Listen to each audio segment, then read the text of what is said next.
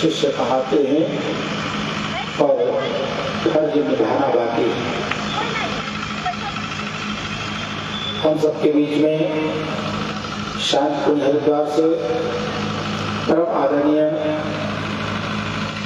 निजी लोगों की टीम आई और इस 5 दिन में उनके द्वारा हम सबको बहुत ही प्रेरणा प्राप्त किया जाएगा। तब उठिएगा, अभी बैठे रहिए, विदाई का क्रम है, इसलिए अनावश्यक बीच में डिस्टर्बेंस को नहीं करेंगे। ब्रह्मानंद की वर्षा हो रही हो और हम सब ब्रह्मानंद में डूबे हो। एक बड़ा ही आध्यात्मिक उल्लास का, उत्साह का, उमंग का वातावरण था, किंतु आज उसमें बहुत कुछ रिक्तता आ गई है। होली भी हम सबके बीच में जा रही है। जो आत्मीयता, जो स्नेह, जो प्रेम बरस रहा था, उससे थोड़ा सा कुछ ऐसा लगता है कि जैसे कुछ अजीब सा हो रहा है। लेकिन स्नेह प्रेम तो गुरु जी का है, माता जी का है, तो बरसता ही रहेगा। यहाँ से जाने के बाद में आप जो कुछ जी से सीख कर जा रही हैं, जो कुछ उनके विचारों को लेकर जा रही हैं, अगर उन विचारों को आप अपने जीवन में, अपने परिवारों में, अपने घरों में स्थान देंगे, जो सूत्र आपको बताए गए वह सूत्र अगर आप सबके जनजीवन में पनपेंगे तो निश्चित रूप से अपार खुशी हम सबके भीतर होगी। जीजी ने तो पौध लगाई, अब उसे खाद पानी दे करके बड़ा वृक्ष बना करके उसमें से फल प्राप्त करने का पुरुषार्थ आपको करना है।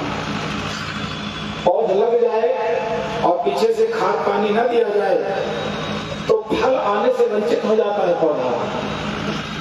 जो पौध आपको दी गई बड़ी कीमती थी, गुरुदेव के विचारों की पौध जिस हृदय में लग जाती है, उसका जीवन खुशियों के फलों से, उमंग के फलों से, प्रसन्नता के फलों से, तमाम प्रकार के भौतिक आध्यात्मिक सुखों के फलों से लद जाता है।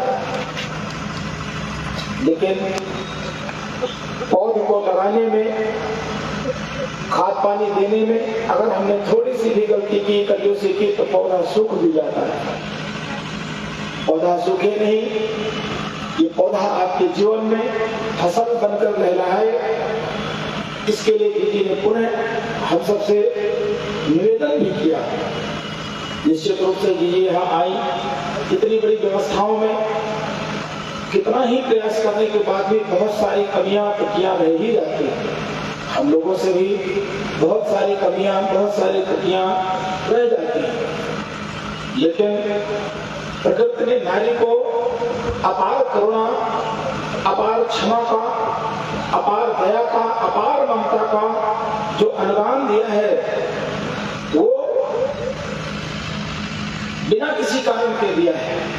ये प्रकृति ही है नारी की, जिसमें परमात्मा ने ये गुण बहुत कूट कर भरे हैं।